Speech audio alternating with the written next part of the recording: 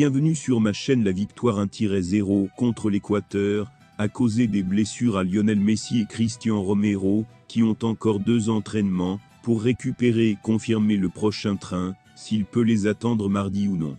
L'entraîneur a déclaré en conférence de presse avant le premier match que le capitaine comptait jouer le plus possible, mais après l'Équateur, il a laissé des doutes. Il a également évoqué le grand engagement physique de Cuti.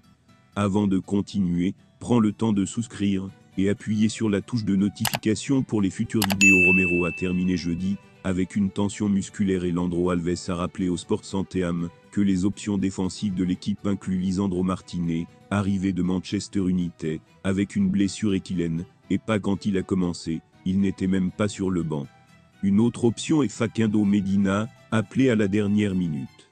Pendant ce temps, Messi, qui a demandé un remplacement en fin de match contre l'Équateur, et a dû subir des examens en raison de douleurs aux muscles de la cuisse de la jambe droite.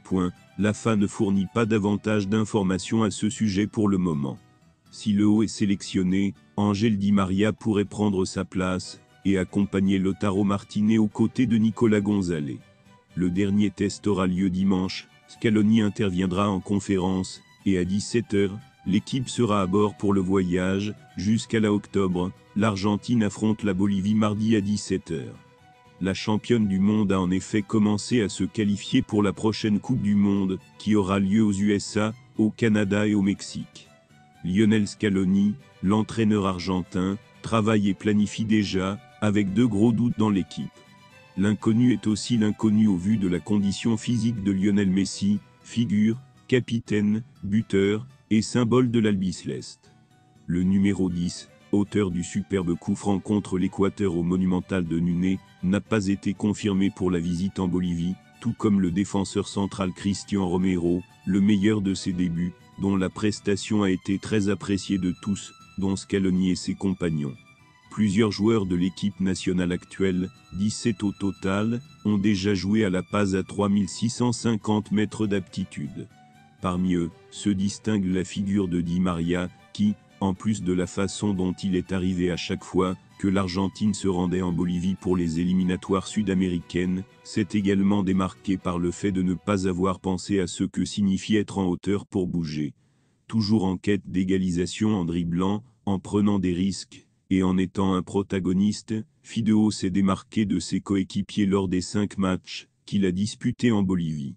Le milieu de terrain originaire de Rosario Central, qui fait partie de l'équipe nationale depuis 2008, a joué pour les plus grands clubs européens, et est actuellement joueur du Benfica portugais, a toujours joué avec liberté.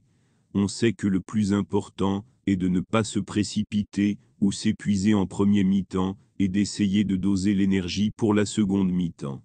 Di María a joué un rôle crucial lors des visites en Bolivie en travaillant avec Messi, et si la star, qui joue actuellement aux États-Unis, ne participe pas au match de mardi, Fideo pourrait être chargé de diriger les attaques et les illusions de l'Albiceleste. Dans l'ensemble, Di María a été félicité, parce qu'il semblait avoir un poumon supplémentaire à La Paz, contrairement à la plupart de ses coéquipiers et collègues, y compris ceux d'autres pays. Par exemple, en 2013, il a demandé un masque à oxygène pour prodiguer des soins médicaux à l'équipe. Ce jour-là, l'équipe d'Alejandro Sabella a fait match nul 1-1 lors de la Coupe du Monde 2014 au Brésil. Merci d'avoir regardé cette vidéo, et je vous prie de laisser vos commentaires.